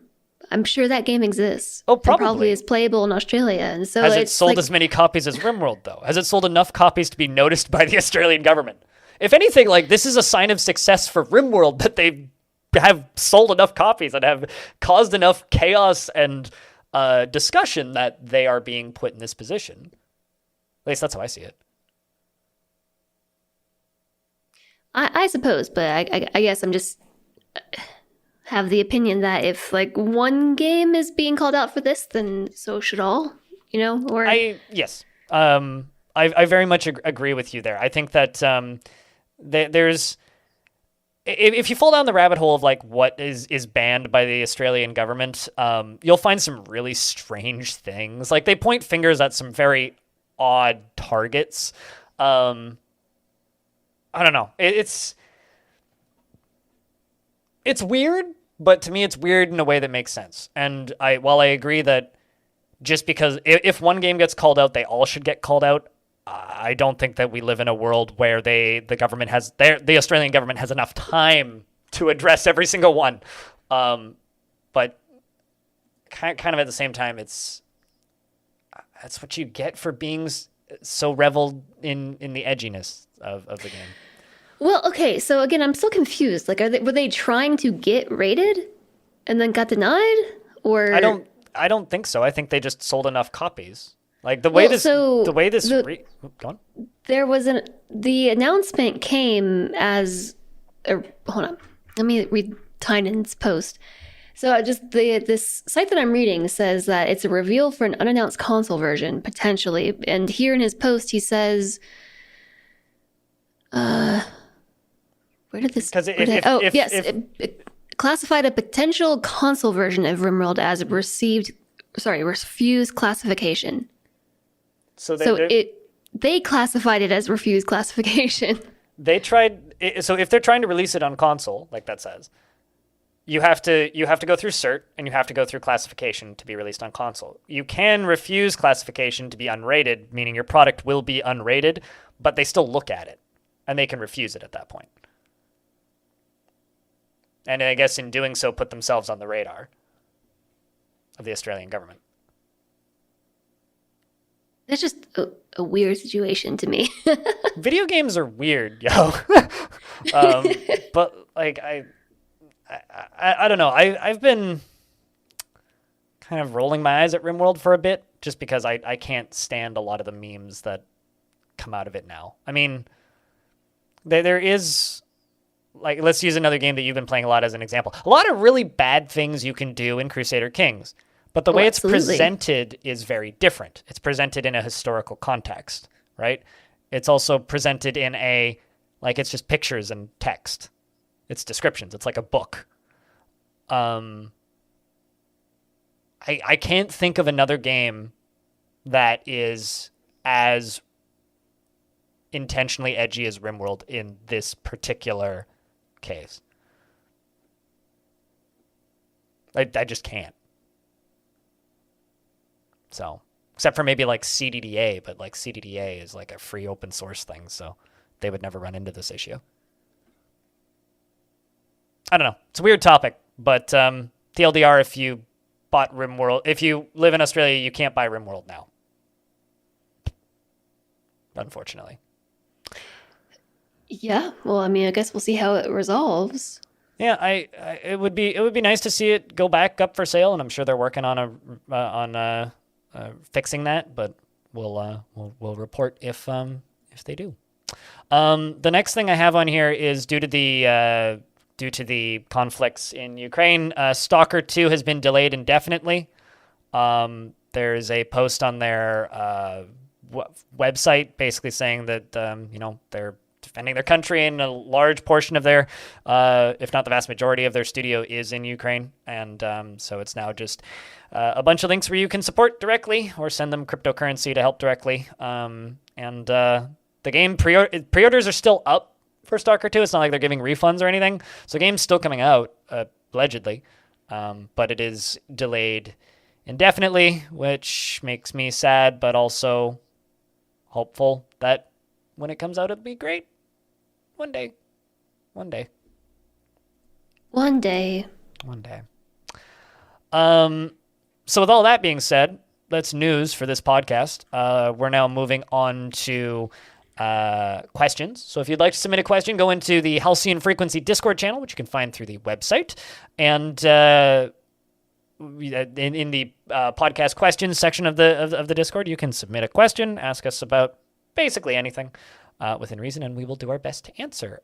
Jess, do you want to read this first one from Monkey Wagon? Sure. So Monkey Wagon's question was, since Women's Day was the 8th of March, what is your favorite woman protagonist and antagonist? This is kind of open. I don't know if this is targeted at a game or other media. I'm assuming game, but that's just because that's where my brain went. But I have a very easy answer for these, actually. Sure. Portal's my favorite game. Shell, the character you play as, is a lady and is your main character. She's a silent protagonist, but she glares in a very nice way that I enjoy. And GLaDOS... I thought you were going to say Gladys, yeah. GLaDOS is the antagonist, who is also a voiced character before she was a robot, spoilers, in Portal 2, and becomes a potato for a bit and becomes more of a positive, nice character in the second one, and has a great character arc. So Shell, the player character, and GLaDOS are my choice for those. Okay. I have played Portal, but I didn't know that the main character was a woman. You have to put a portal in a wall and then put a portal in another wall and look through your portals to see your character model to figure that out. I played Portal and was like, what is this game? It just broke my brain. Such a good game. I never beat it, actually. I beat the first one in one day the first time I played it, and the second one in one day the first time I played it. I played it on stream because I had some people in my community at the time being like, what? You've never played Portal? And then I was just like, this game is breaking my brain. So yeah, I had no idea that the lead was a woman. You should put one portal in the ceiling and one portal in the floor, and then look down and you stare at the top of your head as you fall through infinite versions of yourself. It's a fun game. Do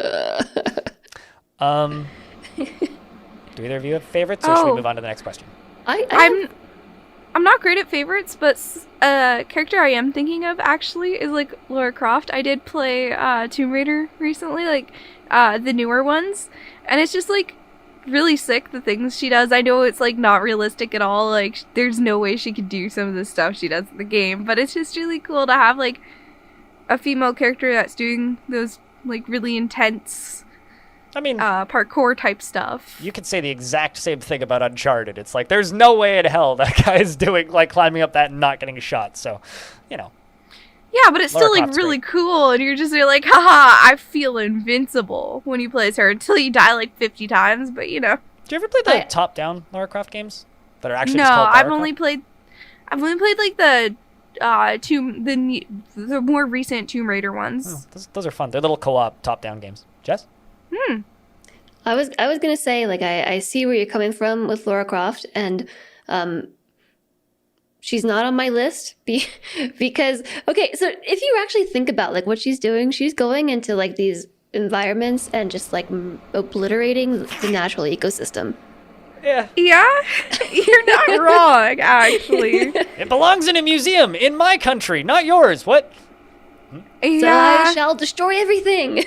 Just for I this enjoy one it artifact? more for, you know, how cool all the, like, parkour and, you know, because usually male characters are the ones doing that. So the last game with Lara Croft that I played was the second Tomb Raider game, the original second one when she was still made of triangles, and that game had robotic dinosaurs in it.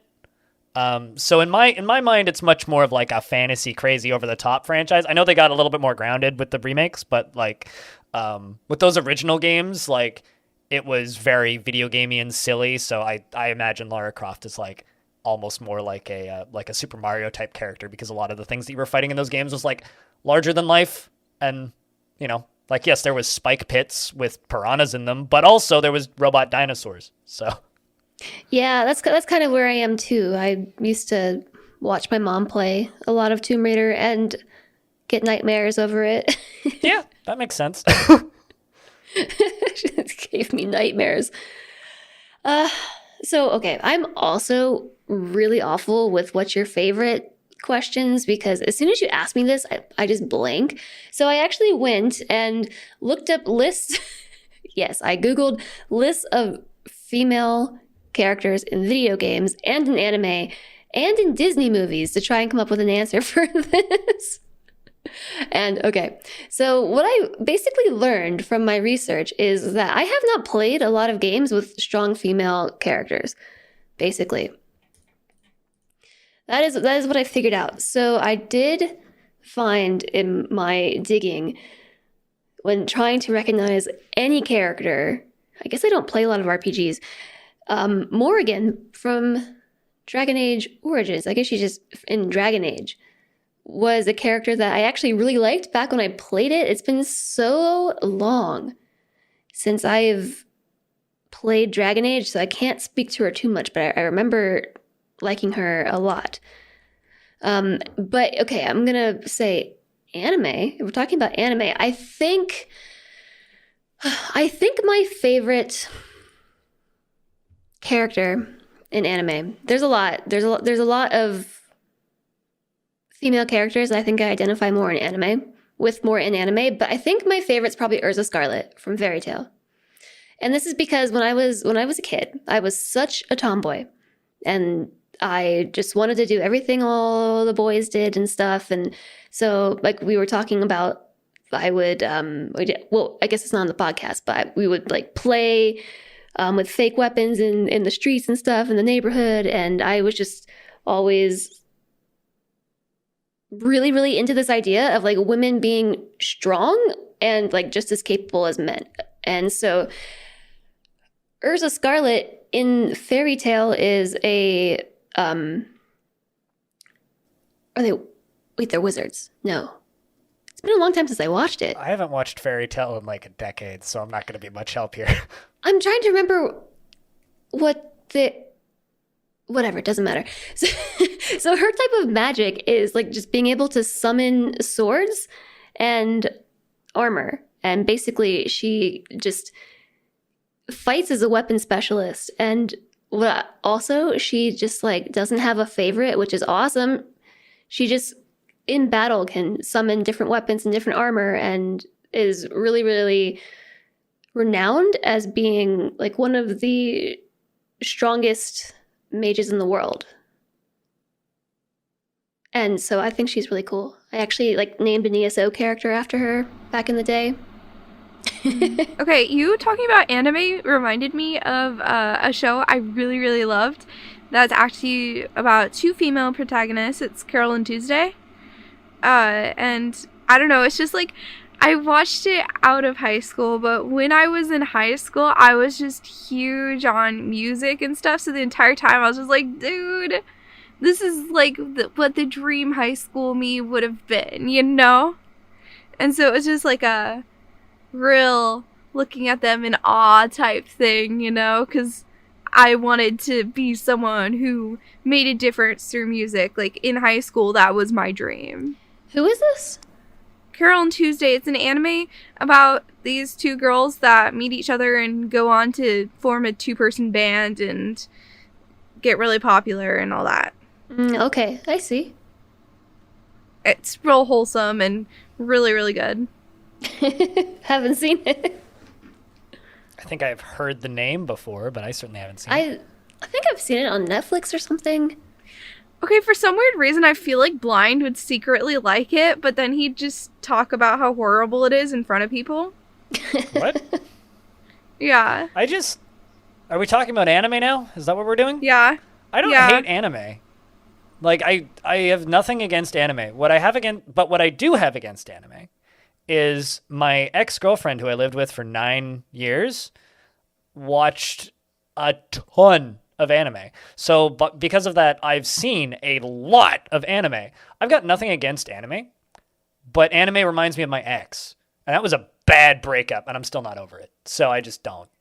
I don't have anything against anime, and there's plenty of animes I've enjoyed. I mean, my favorite anime is probably or but closely followed by Bacano, which is in the same universe, which is also a fantastic anime. I really like Dragon Ball, Full Metal Alchemist. I love a lot of anime, but it's just I just don't. So I wouldn't have anything bad to say about anime. I just don't. There are some pretty good female characters in Full Metal Alchemist too. Yeah, Full Metal Alchemist is a fantastic show. Just that whole show, the whole cat, like that's like media classic. Like that's almost like mandatory viewing. It's like if you end up with children for some reason, that is a show that you show to your children. Okay. When they're old enough. Okay, but like the whole dog scene still gets. Oh yeah, you know you wait until they're like 12. You don't show. It still gets 5. me. I watched it as an adult, and it still gets me. I watched it like 2 years ago. And it still gets me. Okay, so I got a shirt at a convention that is, I don't really want to spoil this for anybody. Okay, but basically it's the 2 characters involved in this scene. No. And it's them over a transmutation circle doing the fusion dance from Dragon Ball. Oh no, It's like the worst shirt. It's the worst shirt, and it's like, oh my gosh. Yep, Somebody out there drew drew an this. Convention. I did get that at an anime convention. I've been to too many anime conventions in my life. Me too. I haven't been to any, actually. It's terrible. It's like video game conventions, but people shower less somehow. Oh. But I don't even want to imagine that smell. Ooh. It's gnarly. Nah, I don't know. I got nothing against anime. Anime's fine. It's just not something I go out of my way to watch these days. So if I were to watch an anime that I enjoyed, I probably wouldn't just have bad things to say about it. But I mean, I have bad things to say about everything that I like.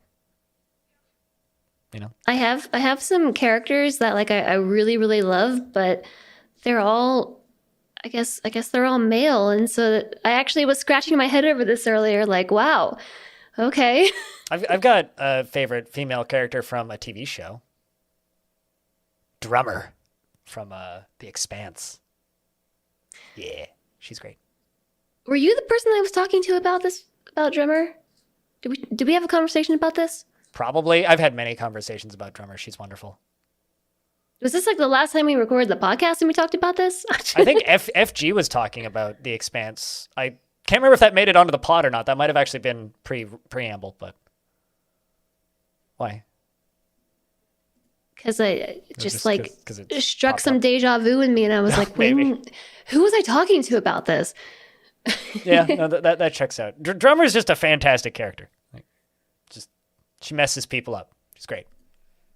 Her and her polygamy family in the spaceship. They're great.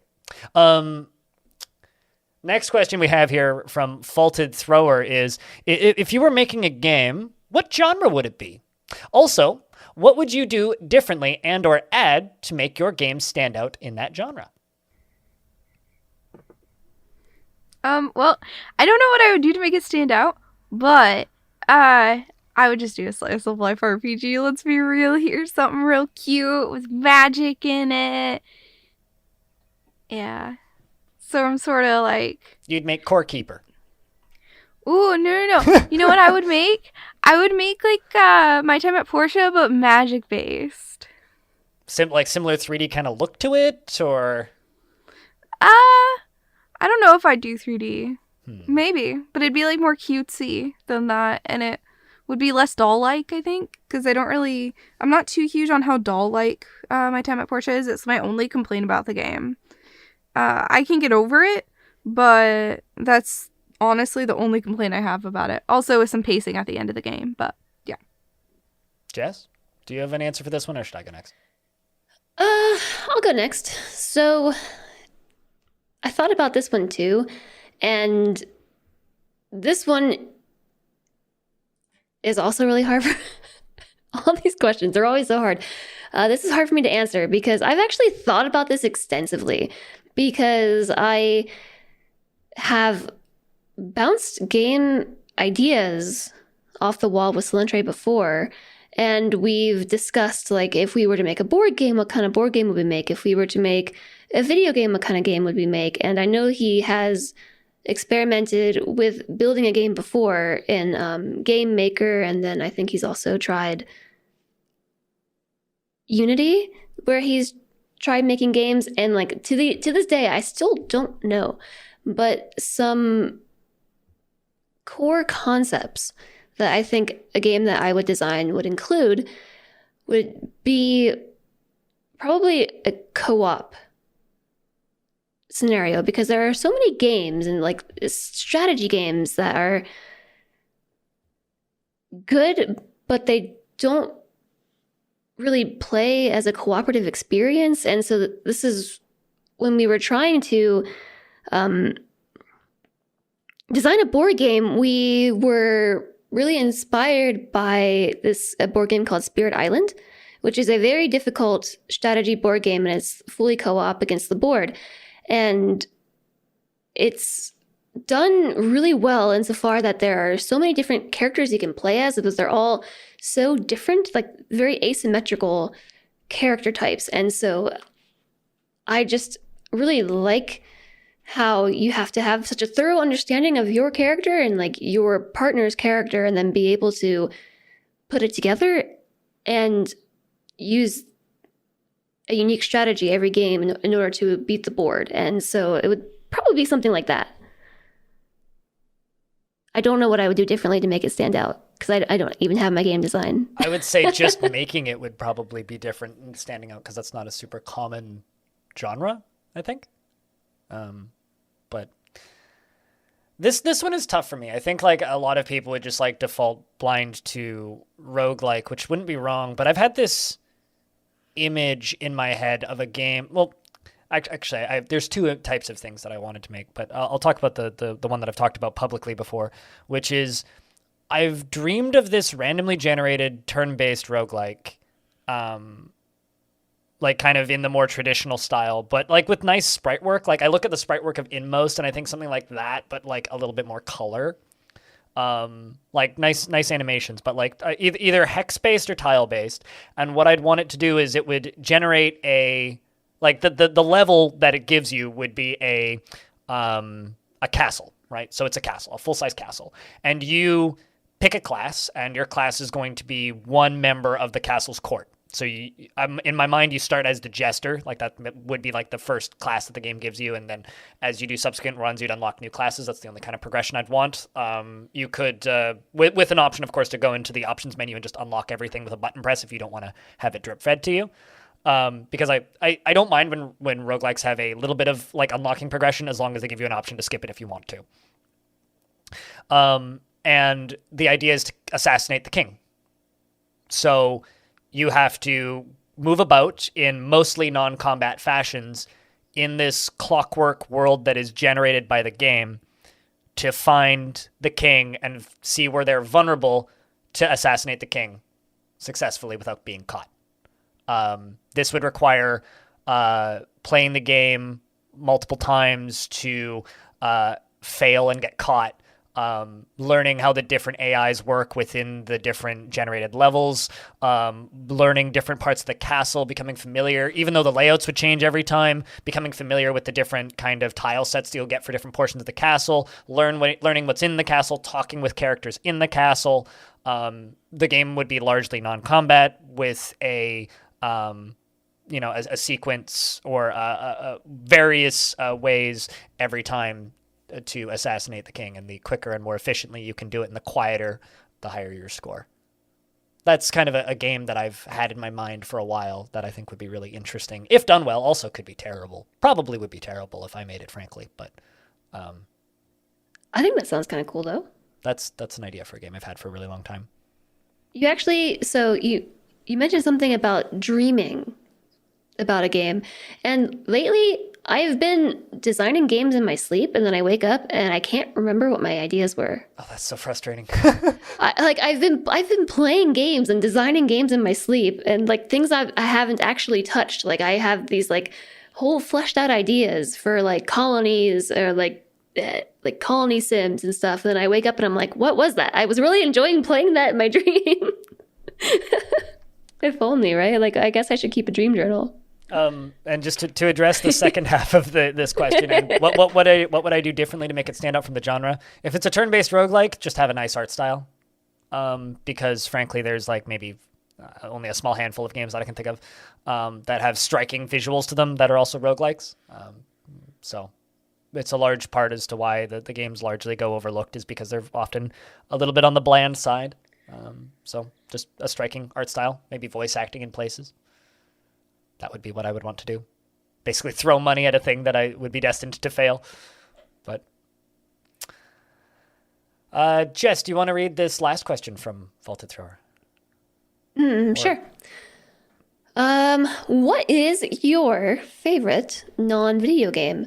Either a tabletop RPG or a board game, etc.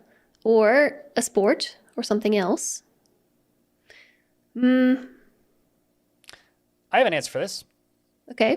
I like ARGs, ARGs. I'm terrible at them and I never play them. But whenever I hear about an ARG happening, I love reading about them. Just a recent one that was very fun was Frog Fractions 2, which was a Kickstarter, an ARG that went along with a Kickstarter. I didn't take part in it at all, but I loved reading about it.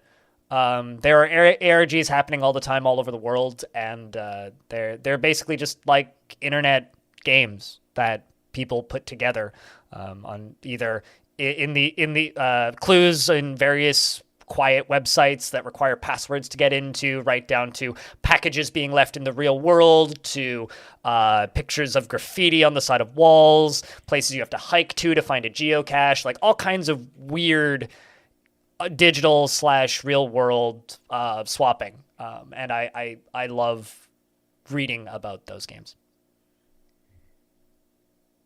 This one is a little bit complicated for me because do you like tabletop or something? It's another favorite question, and so it really comes down to mood and situation. But like if I just say chess, make it easy. Chess. Done.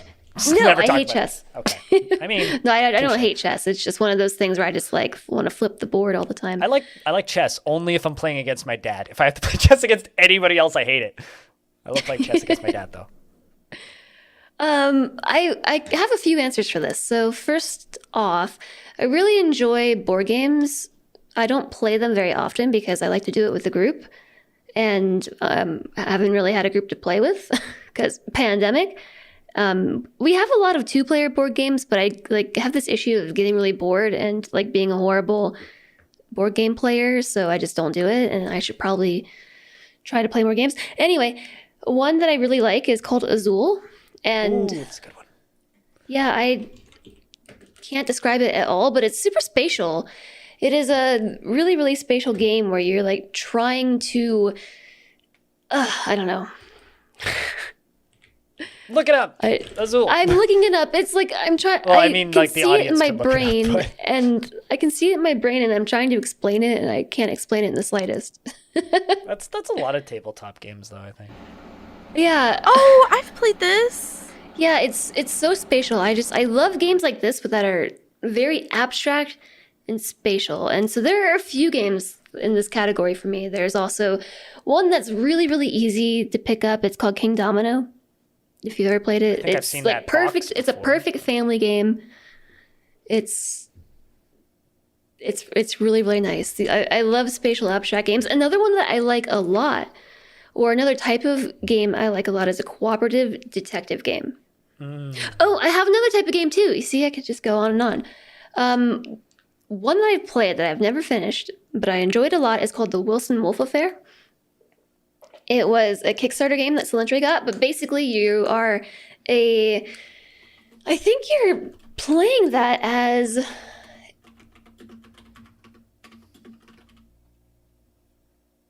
I'm reading. You're playing it as I forget who you are as the main character, but basically you're coming across all these documents and you're trying to uncover what they mean, and you're trying to unravel this mystery about a cult. I think you're working as a newspaper editor or something, and you're just finding resources, and you have to solve this greater mystery. And so they just sent us a box that's just tons of stuff, and it's all branded around like this 1930 aesthetic, and none of it goes together in any obvious way, and you just have to like sit there and puzzle it all together, and we've never finished it. But there's another one that's similar called Wish You Were Here.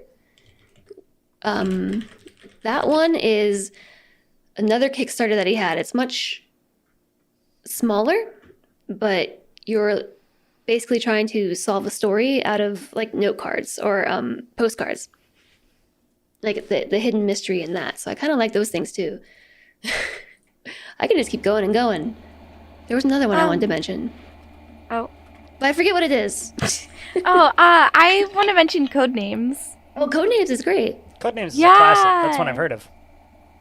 Yeah, it's really fun. It's where there's like a board of words, and then it's a 4-player game and you have so you have a spy master. I was just looking up the directions because I couldn't remember. I just remembered loving it. So I looked it up while you guys were talking, and basically, yes, I wasn't paying attention. Shh, it's fine. Anyway, you have a spy master who knows what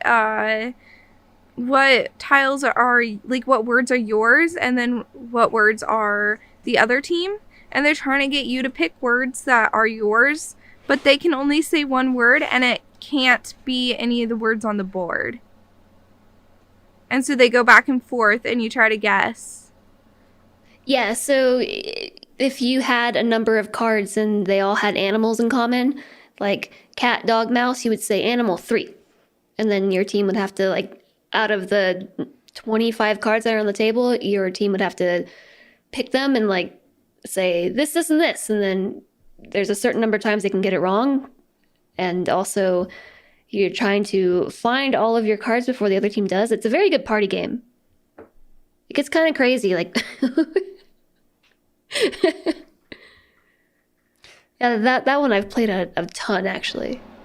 Yeah, that's one that has a lot of replayability. One of my big problems with like card games and board games and stuff is once you've played it like, I don't know, 5 times, at that point, you're done. You know, like, Yeah. you know all of the little tricks, you know how to cheese it, you know Oh my gosh.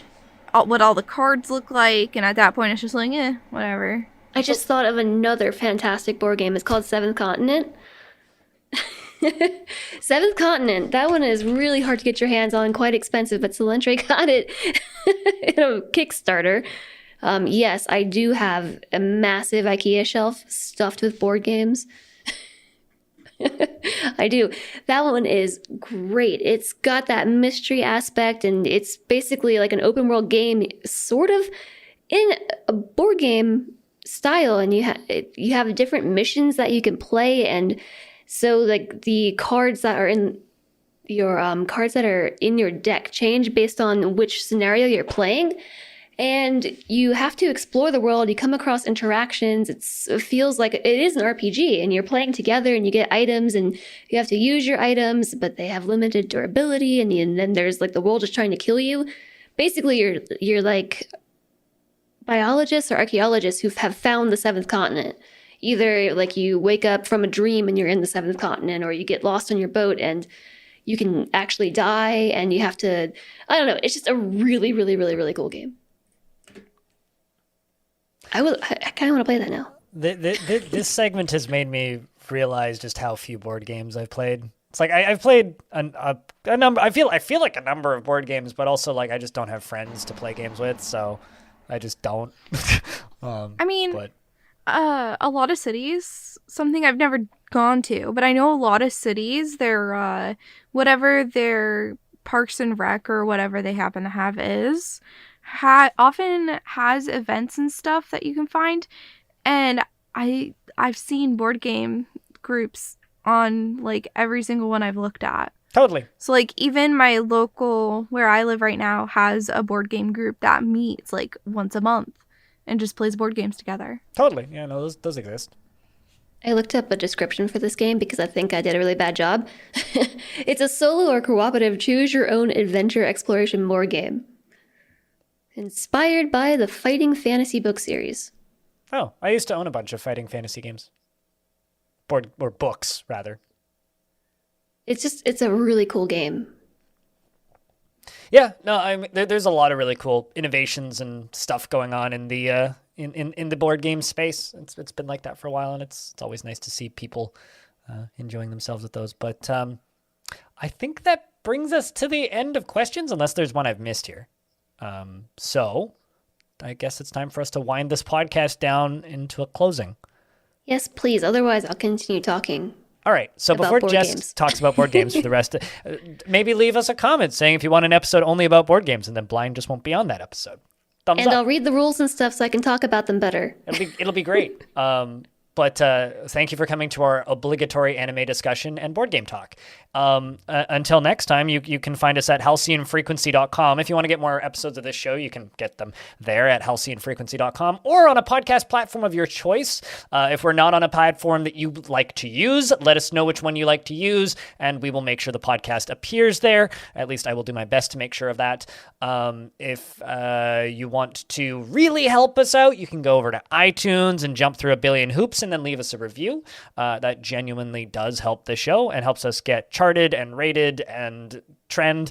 There's a lot of competition in the podcast space, not as much as like streaming or anything, but there is a lot of competition. So help us maintain our spot as the number 12 podcast in Honduras and move up the leaderboards in like the UK and other places. Like last I checked, we were 270th something in the UK. So help us out there. Suboi, can you tell us where to find your stuff? Yeah, I am over on Twitch at twitch.tv/Suboi. I recently lowered from 4 days of streaming a week to 3 so I can manage my school schedule better. But I stream on Monday, Wednesday, and Saturday evenings, US time. Sometimes I go late enough that, if you're in the EU, you can see me in the morning. And yeah, I play a lot of RPG games, specifically, like, as I was mentioning before, a slice of life type genre, and then I do management sims and a little bit of indie everything too. So yeah, I'm also over on YouTube, it's just Suboi, and on Twitter at Suboi Streams. Jess? Yep, you can find me on Twitch, twitch.tv/woe_Jess. I play a lot of strategy, simulation, and management. Recently, a lot of Crusader Kings. I stream 4 days a week, Mondays through, I almost said Fridays? Mondays through Thursdays, 10 a.m. to 4 p.m. Mountain Time, which is US daytime. You can also find me on Twitter with the underscore. You can find me on YouTube without the underscore. And in other places too, but those are my 3 main platforms. And I'm blind, and you can find me at twitch.tv/BLINDIRL. I stream too much, way too long hours, 5 days a week. I take Mondays and Fridays off. Fridays to edit this podcast, and Mondays to sleep, hopefully. So that's where you can find me. And once again, you can find more episodes of this podcast over at halcyonfrequency.com. And if you join the Discord, you can discuss the podcast and ask us questions. So thank you very much for listening to this episode. We will return next week on Sunday, of course, as per usual episodes. So now is when we all say goodbye and harmonize, hopefully. So Goodbye. Goodbye.